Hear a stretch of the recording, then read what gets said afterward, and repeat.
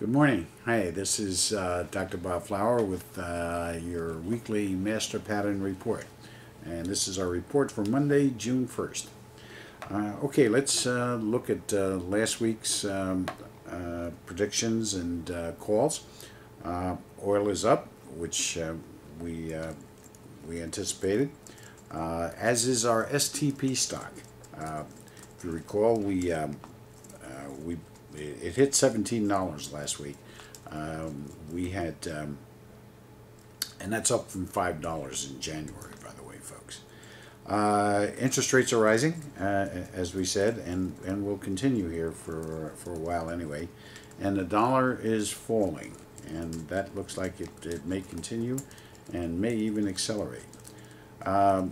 This week, we're looking at Thursday, the 4th, as an active day with a move of over 150 points. Don't forget our one-day rule, one day on either side of that date. Maybe the hit, but this definitely looks like Thursday. Oil will continue. Our next level is $68, which is pretty close to that now. And it may hit 73. We don't think it's going to go above 73 at this point in time. We may see a little pullback once it hits 68 and then maybe bounce to 73, but we'll know more about that next week. But as we said for the past month, we're looking at $75 to $80 oil by summer. Metals are heating up, and while we'd love to jump in here, especially with the silver, I definitely see some sort of withdrawal here or backslide. Definitely before the end of June, probably around the third week. That might be the time to jump back in, depending on from what level we're backing off on too. But this is all signs of an economy that's heading for some serious trouble, as we've been saying right along. Okay. I think what we need to do is we need to look at some very realistic and hard facts, folks. I think our final part of this whole picture of the collapse of the system is going to come with this pension issue, partially because it deals with so many people and folks like you and I, and with so much money.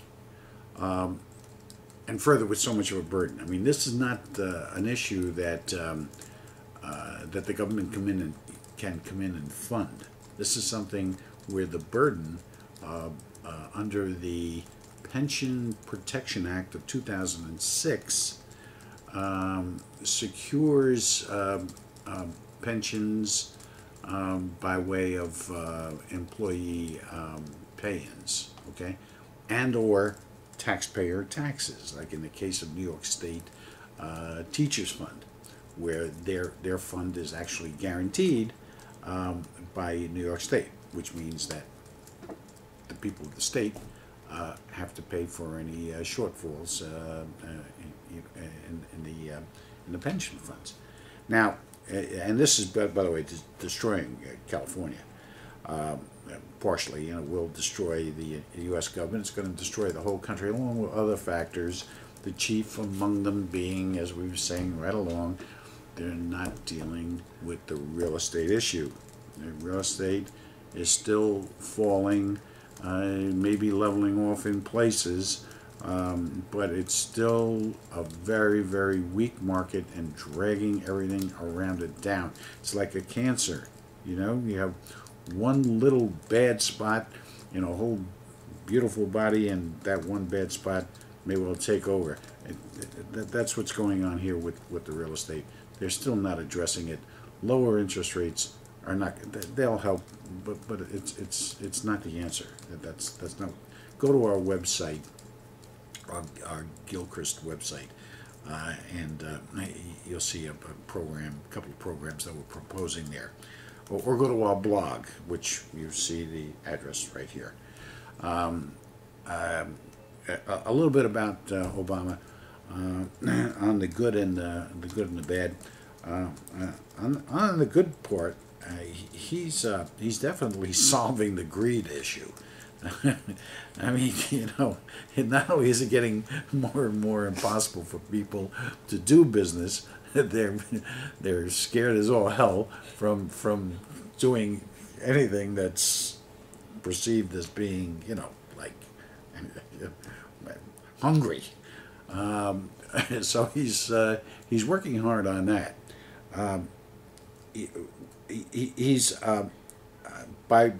He's raising revenues and cutting our available capital by a very keen initiative for eliminating deductions. Okay, and these are little deductions, that we have, charity donations, things of this sort, travel expenses, different types of things that are being cut in half, cut in thirds, and whatnot.